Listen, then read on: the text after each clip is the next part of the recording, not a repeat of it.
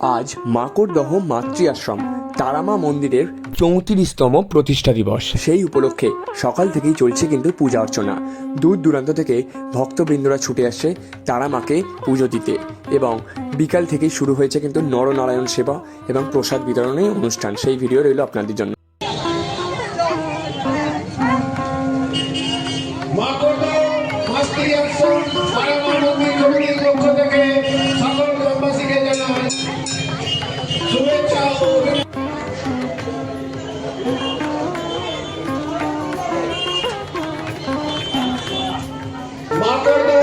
মাতৃ আশ্রম তারামা মন্দির কমিটির পক্ষ থেকে